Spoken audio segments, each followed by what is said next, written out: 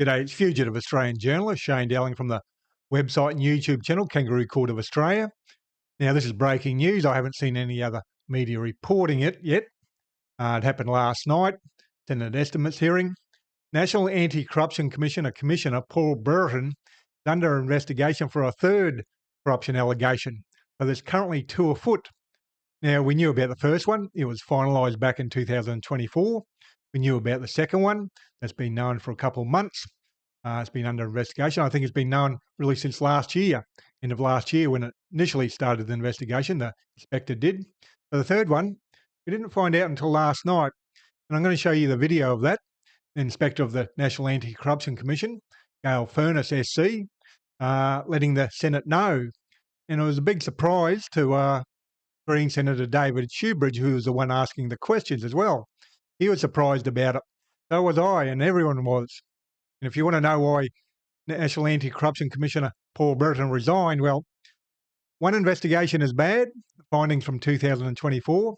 The second one, which is currently afoot, was even worse, but he might have tried to dig in and hold his ground and fight it. But the third one, well, that's game, set and match. And he had to resign. Now, I'll quickly go over the background, then I'll show you the video of Gail Furness answering questions at the Senate estimates hearing. Now, National Anti-Corruption Commissioner Paul Brereton announced his retirement on Monday, the 25th of May, and he finishes up on the 6th of July 2026. So he's got another 5 or 6 weeks to go. Then on Tuesday, the 26th of May 2026, Paul Brereton was at the Senate estimates hearing for the Legal and Constitutional Affairs Committee as part of their regular questioning. And he answered questions in relation to the second corruption investigation. He didn't mention there was a third. Their findings into the first corruption allegation was back in October 2024, where the inspector of the NACC, Gail Furness SC, published a report and said Commissioner Paul Brereton was guilty of officer misconduct. But she also said being conduct that is not unlawful but arose from a mistaken law or fact. Well, that's a lie. She protected him. He knew exactly what he was doing, and she knows it, and I know it, and everyone knows it. But she protected him, but that's another story. I've written an article about that. Now, the second corruption allegation, that started end of last year. The initial investigation started then, and a formal investigation started this year, and we all knew about that. That was in the media. And I think that in itself would have been the end of Paul Brereton as Commissioner of the National Anti-Corruption Commission. And I published an article on the 10th of May titled, Labor throw NACC Commissioner Paul Brereton under a bus. Will he resign or be sacked? I also did a video on that, and I'll put a link to that video below this video on YouTube. Now, after the NACC went before the Legal and Constitutional Affairs Committee, the Inspector of the National Anti-Corruption Commission, Gail Furness SC, gave evidence. That's when it came to light. There's a third corruption investigation. One investigation, that's bad news, and there was findings in relation to that back in 2024.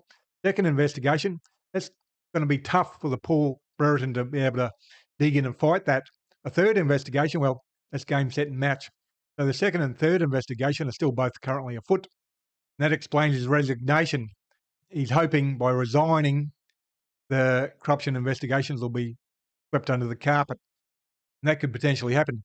For Gail Furness, as you'll see in the video I'm about to show you, he addresses all the potential issues. I'll show you that video now, then I'll have a bit more to say at the end of the video.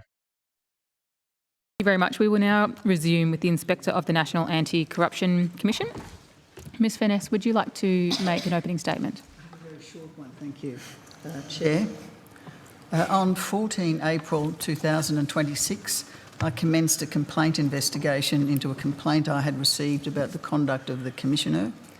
I commenced that investigation after I had received the Commissioner's response to the complaint. On 28 April 2026, I provided the Commissioner with a copy of my draft complaint investigation report. I'm currently awaiting the Commissioner's submissions in response to my draft complaint investigation report. That's it, thank you. Oh, that was very succinct indeed. I really appreciate that. Senator Shoebridge. Well, Inspector, you've covered much of what I was intending to ask you. But I don't know if you can give any further details. The Commissioner indicated that there had been 2 draft reports provided, an initial draft report and then a further draft report provided. Can you shed any light on that? And Well, there are 2 complaint investigations I have underway that are not related. The one I just referred to is Yep. not one that I have referred to before. The one you are referring to is the one that I spoke about on the last occasion. And so in relation to that I spoke about on the last occasion, it is the case that I have prepared a draft complaint investigation report, and I have provided the solicitors acting for the Commission with, and senior and junior counsel with a number of opportunities to respond. And currently I have their last submissions, which I have not yet completed considering. okay, so there are 2 complaints running in separate, with separate processes. Is that right? That's right. And did you have the benefit of hearing the Commissioner's evidence? I did. It's your understanding that what the Commissioner was referring to was that earlier complaint that you've given evidence before to the Oversight Committee about. That's right. Right. And is there any further information you can give about the progress of that complaint, apart from what the Commissioner gave and what you've just given then, that you've been in receipt of? Is it the final set of submissions from the NACC? Well, it's the latest set of submissions. The latest set of submissions Yes. from the NACC. How many? Do you know how many submissions you've received from the NACC on that first complaint? It's been an iterative process, if I can say that, Senator. I have been keen to ensure that they have the opportunity to provide me with what they want to provide me with, and so there have been exchanges, and those exchanges are currently with me. All right. So it's not a completed report. No. But separate to that, on the 14th of April, you referred a different...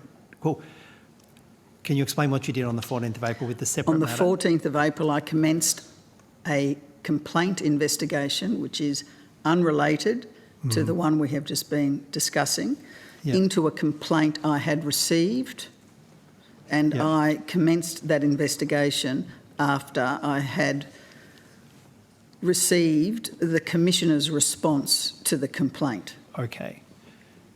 So I received a complaint, I had the Commissioner's response, I commenced an investigation, and on the 28th of April I provided the Commissioner with my draft complaint investigation report to make submissions, and I'm awaiting those submissions. I see. Are you able to shed any light on the nature of that complaint? No. Without...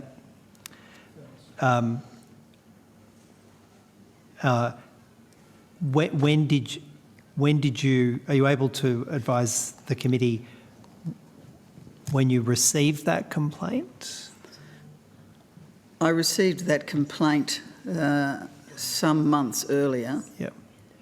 And are you able to recall when you first sent it to the Commission for the response? Well, it was before the 14th of April. And did it relate to the conduct in any way of the Commissioner, or was it... Can you identify, did it relate to the Commissioner in any way? As I've said, I commenced a complaint investigation into a complaint I'd received about the conduct of the Commissioner. Right.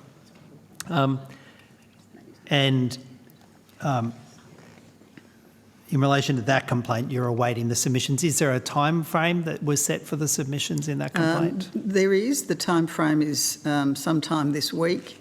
However, as with both complaint investigations, the timeline has been expanded from time to time. All right. To go back to the earlier complaint, which is, it sounds to me like it's towards its conclusion. Yes.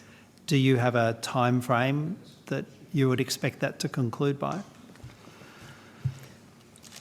I don't know whether the Commissioner's resignation will affect any submissions that, in the case of the first complaint, the Commission wishes to make, or in respect of the second complaint that the Commissioner wishes to make.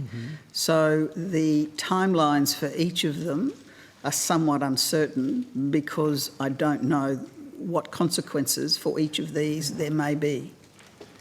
In terms of your statutory role, though, the resignation of the Commissioner doesn't conclude your investigation. Your investigation can continue notwithstanding the resignation? I have the power to act as I see fit in respect of an investigation. There is specific power in the Act for me to decide at any time to reconsider a NACC corruption issue investigation, much as there is in respect of the NACC.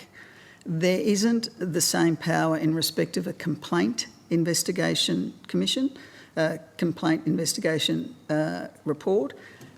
However, it's likely that there are one or more provisions which can be used in conjunction or individually to provide me with the power to decide to stop an investigation. Sorry, no, you go. when I complete an investigation, I must provide a copy to the Commission and the Attorney-General, and then it is a decision for me whether or not it is in the public interest for me to publish some, all, none of a report. So they're the relevant considerations. Yeah, and well, given the Commissioner's notice of his resignation only happened yesterday, I suppose, are they matters that are still under active consideration by you, the impact of that on these two complaint investigations? Yes. I assume you're mindful of the public interest in having completion of these matters as well? Well, there's a whole range of public interest balances that need to be considered. That is one of them. Yeah. In any event, the outcomes of these complaints, the two that are on foot, you have options before you as to whether or not those outcomes are publicly communicated. Is that right? I do. And given where they're at, I assume that you're not in a position at this stage to indicate a presumption in that regard. No. So absent the resignation on the first complaint, did you have a deadline? Was there a horizon on that? Senator, I've had many horizons and deadlines. Okay. However, I am concerned to ensure that the Commission or the Commissioner consider that they have had sufficient time to provide me with whatever it is they want to provide me. So my horizons are flexible. And in this regard, ensuring with absolute certainty that every possible procedural fairness has been provided is part of your consideration, it is, as I understand it. And would that explain perhaps why the dates have slipped? Yes. Well, when you say they've slipped, they've changed. Yes, but moved only in one direction. They have. And my final question is, there was a recent budget. Your budget was set in that budget. It was not materially different, I think, from the prior budget. Do you have sufficient resources to deal? I do, thank you, Senator. And in terms of now these two complaints, have you been able to bring in the additional support that you felt necessary to deal with them? I have, thank you, Senator. And can I say, from my observations, each time you provide dates and updates, I am always appreciative of the timeliness with which matters are dealt with in your office. They don't sit on your desk for long, Inspector, and I for myself am grateful that you take that approach to the role. Well, these are sitting on my desk for a bit longer than I would have liked, Senator, but that is what it is. Well, if you're awaiting submissions and people are seeking to put more, sometimes that's what you have to do. Thanks, Inspector. Now, Inspector of the National Anti-Corruption Commission, Gail Furness SC, has run through all the potential options, potential scenarios. I think without a doubt, Paul Brereton has resigned, hoping the second and the third corruption investigations, which are currently still afoot, currently still under investigation, he's hoping they'll be swept under the carpet by his resignation. And if that happens, I think all hell will break loose. Be another national scandal. Now, I'll have an article up on my website, Kangaroo Court of Australia, on Thursday, the 28th of May 2026. So you can visit my website and click on that article. There'll be further information in relation to this matter. And I'm an independent journalist. I'm 100% crowdfunded from viewers like yourself. I've been running a campaign to get 200 new monthly supporters. We've gotten 175, 25 to go. If you'd like to support that, the details will be below this video on YouTube and also on my website. And please do your bit and help shine a light on corruption and share this video on social media. And please hit the like and subscribe button and notification button. That way you get notified when I publish new videos. Other than that, thank you for your time and have a good day.